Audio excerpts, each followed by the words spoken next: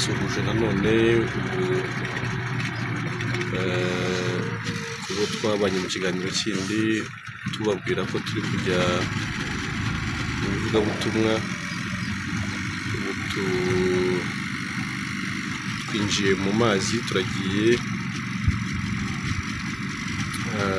mu by'ukuri ntekereza ko abantu benshi badasobanukiwe cyane byo mu mazi, ndetse abantu benshi baranabitinya, ariko babitinya nk'uko batinya ibindi byose. Mu by'ukuri iyo umuntu wizeye Yesu Kristo akamenya ko yababariye ibyaha bye byose ku bwa Yesu, atinyuka ibintu byinshi ndetse byose. Umuririmbyi aravuga ngo waba atinyutse ibyago byose, maze akurikire umucunguzi cyangwa se umwami Yesu. Ngo ntabwo umurongo yacogozwa n'incamugongo izo arizo zose. Niyo mpamvu tubabwira ko muri Yesu harimo ubuzima bwiza. Ni uko umuntu uri muri Yesu by'ukuri wamaze gutsindishirizwa nawe akaba afite ijuru ku bwa Yesu, nta kintu kiba kikimutera ubwoba. Aba azi neza ko iwaba ari mu ijuru, ku buryo hano haba nyine nk'umushyitsi. Umushyitsi burya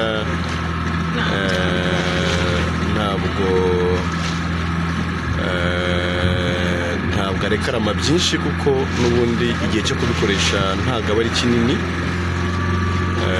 Niba rero turi abashyitsi n'abasuhuke n'abimukira ku isi, ntabwo rero isi tuyirekaramaho byinshi nk'abazayibaho iteka ryose.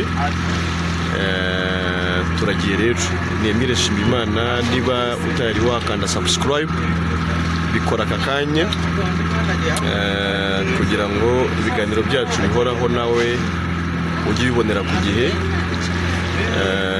Dukomeze tunezeranwe, dukomeze twishimane mu biganiro byiza by'ubutumwa bwiza. Dufashe hakurya, turagiye, turi kwambuka. Ni urugendo rufata akanya, sinzi niba rwose ndarufata, ariko ndagerageza ibishoboka. Kumwe na bene data bicaye inyuma, uriya ni Jeni mubona na telefone, Mugisha arimo, hari undi mwene data urimo, mutazi ku mbuga zacu, ariko dufite n'abandi bagenzi turi kumwe. Turi abantu barenga 10 turi kwambuka. Mu by'ukuri ubutumwa bwiza duhora tuvuga kuri urubuga rwacu, kuri channel Ijuru Ntirikorerwa TV, ariko wanasanga ku zindi mbuga: TikTok, Instagram, Facebook page yitwa Ijuru Ntirikorerwa TV, n'izo mbuga zindi nuko zitwa.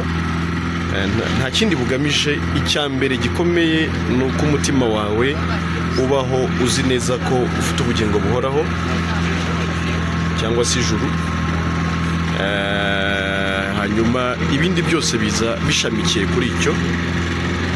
Umuntu wakize kurimbuka, umuntu wakize urupfu rw'iteka, umuntu wamenye neza ko yababara ibyaha bye byose, ko nta rubanza gifite ku Mana, uwo ni nawe ubonererwa n'ubundi buzima bwose busigaye bwo mu isi. Mu by'ukuri niwe muntu ugira ubuzima bufite igisobanuro, ubuzima bufite intego yo kubaho isobanutse. Mu by'ukuri rero kwizera Yesu Kristo bisa nk'aho ari imvugo rusange, ku bantu, ariko mu by'ukuri bifite icyo bisobanuye gifatika, kimeze nk'igikorwaho, kimeze nk'ikintu mu by'ukuri umuntu akwiriye kuba yakumva neza, akagisobanukirwa, bikareka kuba ibintu bimeze nk'aho ari mu by'ukuri ibyo wakwita nka nk'amayobera matagatifu bamwe bajya babivuga ngo ni iyobera ritagatifu ry'ukwemera, ariko mu by'ukuri kwizera Yesu Kristo birasobanutse, bifite igisobanuro gifatika gikorwaho umutima w'umuntu wakira ugahumurizwa ugatekana. Murabona ko amazi afite imbaraga nyinshi, ariko byose ni byiza, bigaragaza imbaraga z'Imana. Imana yaremye ibi byose, ikarema aya mazi, ikarema iriya misozi iri hakurya. Turi mu karere ka Nyamasheke, ni ikigaragaza ko mu by'ukuri Imana ikomeye, Imana ifite imbaraga. Ibi byose biratwigisha, bitwereka ko Imana yacu ari Imana ikomeye, ari Imana y'imbaraga, ari Imana y'ubushobozi. Kugenda mu mazi nk'aya bishobora gutera ubwoba, ushobora kuvuga ubwato bw'ibiranduye byagenda gute, kandi mujya mubyumva nyine ko bibaho, ariko mu by'ukuri ibi byose bibonerera ababoneye. N'ubundi ntabwo wasubika ibikwiye kuba, ahubwo ni uguhora twiteguye, nk'uko ijambo ry'Imana ribivuga, duhore twiteguye. Ubundi se guhora twiteguye ibyo bivuze iki? Muhore mwiteguye kubera ko mutazi umunsi ndetse n'igihe, ariko guhora twiteguye bivuze iki? Ese ni uguhora mu masengesho? Ese ni uguhora umuntu yaturira abandi ibyaha? Ese ni uguhora mu by'ukuri utanga amafaranga yawe yitwa amaturo? Ese guhora witeguye byo bishatse kuvuga iki? Ku buryo uvuga uti nubwo ndi mu bwato buramutse bugize ikibazo nta kidasanzwe, naba ngiye mu ijuru, ntabwo naba ndimbutse, ahubwo naba ntashye ibudapfa, aho abakiranutsi bazabiteka, kuko nanjye ndi umukiranutsi. Guhora witeguye ni ukwakira gukiranuka, ariko kutari ukwawe, ahubwo gukiranuka kwa Yesu Kristo, kutagira ikizinga, kutagira n'umunkanyari. Kubera ko gukiranuka k'umuntu ko kugira ibizinga, kurandura, ntikuzura. Ubwo rero ugufite cyangwa ukwishingikirijeho ntabwo ari umuntu uhora yiteguye, ni umuntu uhorana ubwoba, ahubwo yumva apfuye yarimbuka, ngo keretse ngo bamusanze mu cyumba cy'amasengesho, ngo keretse abaje Yesu agarutse arimo gusenga, arimo mu rusengero se, yiyejeje hari uwo yabwiye ibye, ngo uwo niwe wajya mu ijuru. Oya, ubwo si uguhora witeguye. Guhora witeguye mu by'ukuri ni ukwizera ko wabonye umucunguzi wawe Yesu Kristo, we waje kudutabara ubwo twari dupfuye dusize ibyaha n'ibicumuro byacu, akaza akabyishyiraho, akaza akatubera igitambo kizima gishimwa n'Imana. Noneho Imana ikamuhana imuhora ibyaha byacu byose idasize n'icyaha na kimwe,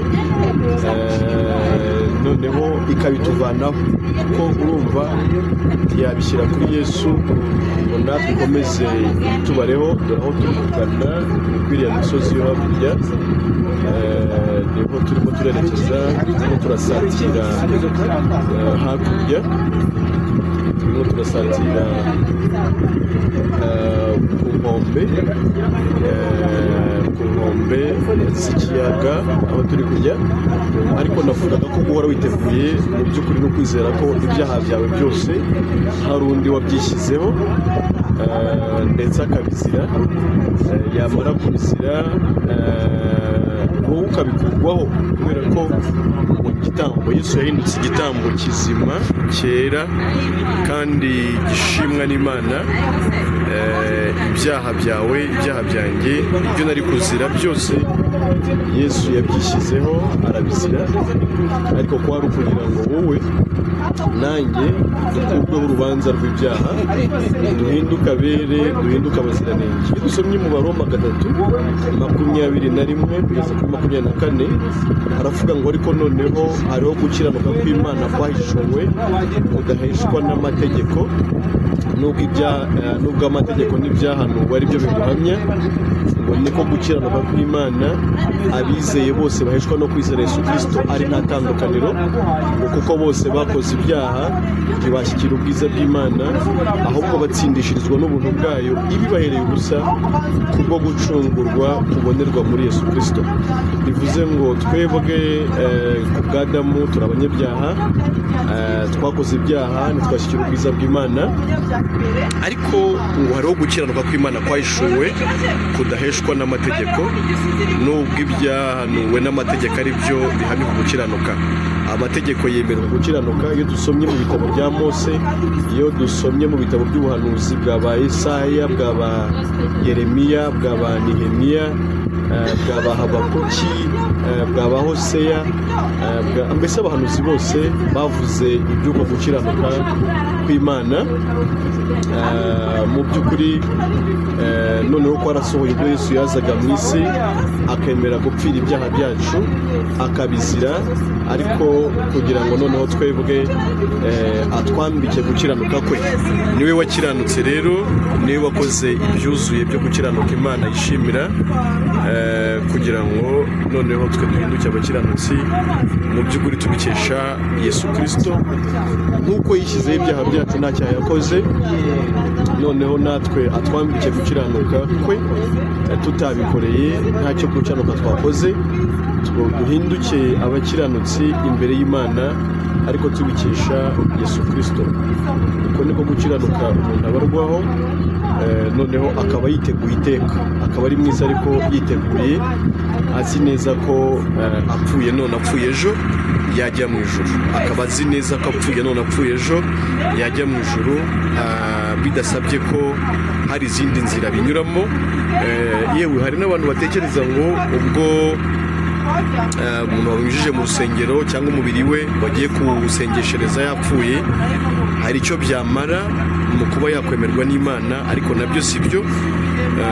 Mu by'ukuri umuntu abona ijuru akiriho yizeye Yesu Kristo, akabana naryo mu isi, ariko ari umugeni koko witeguye umukwe. Ntabwo imihango bagukorera wapfuye yagira ikikumarira mu bijyanye no kujya mu ijuru, ahubwo wizera ukiriho nawe kandi udukurikiye, izere ukiriho, izere mu by'ukuri ugifite uburyo, izere hakiri kare ugihumeka, we kwiringira imirimo bazagukoreraho wapfuye, kimwe no kudakwiye kwiringira nawe iyo ukora uyu munsi hirya no hino wita gukorera Imana. Ntabwo ariyo nzira ijyana umuntu mu ijuru, uko no gukiranuka kwawe kutagutsindishiriza imbere y'Imana, ahubwo gukiranuka kwa Yesu Kristo niko umuntu yakira akakubarwaho, kuko ni umucunguzi nyine. Umucunguzi agukorera ibyo utabasha kwikorera, aguha ibyo utabasha kwihereza. Ibyo Yesu yakoze adukorera nibyo y'umwizeye Imana ikubaraho, noneho ukaba mu isi waratsindishirijwe, warabazwiho gukiranuka kwe kuzuye, mu by'ukuri kutagira icyaha, kutagira inenge. Uko niko mu by'ukuri ubarwaho, noneho ukaba umukiranutsi mu buryo bw'iteka, kubera gukiranuka kwa Yesu ni ukwiteka, nawe ni uwiteka, no gukiranuka kwe ni ukwiteka. Noneho rero uko gukiranuka kw'iteka iyo ukubazweho uhora iteka witeguye imbere y'Imana, uzi neza ko udashobora kurimbuka kubera ko uri umukiranutsi ku Mana ndetse ku kigero cy'Imana. Urumva bivuga ngo bose bakoze ibyaha ntibashyira ubwiza bw'Imana, biba bivuze ngo ubwiza bwari bukenewe ni ubwiza bw'Imana, si ubwiza bw'abantu. Unabaye mwiza nk'umuntu, kandi nabyo ni byiza kuba mwiza muri sosiyete, ni ubwiza bwawe nk'umuntu, ariko si ubwiza bw'Imana. Ubwiza bw'Imana twabuhawe ubw'Imana ubwayo yihinduraga umuntu ikambara umubiri w'abantu, noneho igakora ibyo tutabashaga gukora, ariko ari twebwe ibikorera.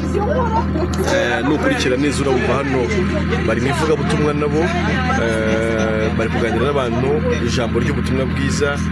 Ni ijambo tunezezwa no kuganira n'abantu, kubera ko tuzi neza ko niyo nzira yonyine yo gukiriramo. Ku batazi imikorere y'ubwato, buriya kuri ku mpera hariya niho hari moteri itwaye ubwato, ngira ngo muri kumva ihinda, niyo buriya ituma twihuta. Aho ubwato budafite moteri bukoresha icyo bita ingashyi. Ni ibintu bimeze nk'imyuko, sinzi niba nza kubibona, kuko ubukora hano butwara abagenzi buba bufite buba bufite moteri ariko sinzi niba badafite ingashyi ya reserve ndumva irimo nibiza kunkundira ndaza kuyibereka nibinkundira ndaza kuyibereka ariko dukomeze kandi murabona ko turimo turasatira cyane ku nkombe bwira abakiranutsi ngo rwose nubwo umuyaga wo mu mazi ufite imbaraga nubwo mu isi naho hatugora ariko twegereye ku nkombe y'uruzi turimo turasatira kwambuka tukajya iwacu mu ijuru aho tutazababazwa aho tutazagira ibyago aho tutazangwa n'abantu kuko no kwangwa n'abantu hano mu isi nyine bibaho n'ibindi byago byinshi ariko mu ijuru iwacu tuzaba amahoro dutekanye mu buryo bwuzuye nubwo n'ubundi ayo mahoro atubeshaho na hano mu isi nivugiraga rero ko gukiranuka umuntu abarwaho ni gukiranuka kwa Yesu Kristo we utarakoze icyaha we utagira icyaha na kimwe noneho bikaduhesha kuba mu isi twiteguye iteka ryose. Mugisha iyo ngashyi wayizamura gatoya ndashaka kwereka abantu batazi ingashyi ndasabye ko banyereka ko batwereka ingashyi yegeze hano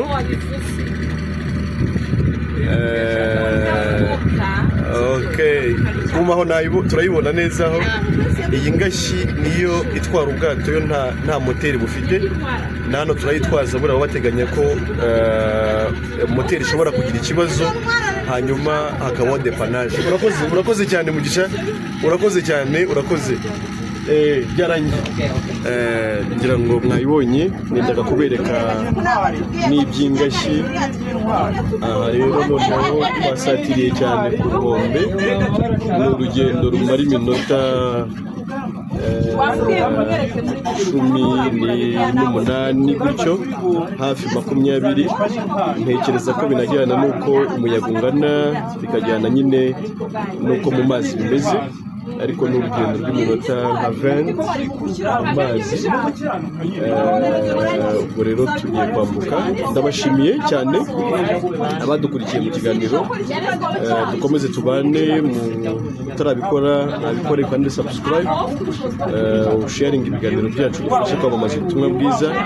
Ushaka kujya muri group ya WhatsApp twandikire kuri 07844257 hanyuma tubane mu biganiro by'ubutumwa bwiza ukomeze wunguke ukomeze ubwe neza. Amahoro y'Imana rero ari nayo yonyine ashoboka abane n'abizera Yesu Kristo bose none n'iteka ryose. Amina.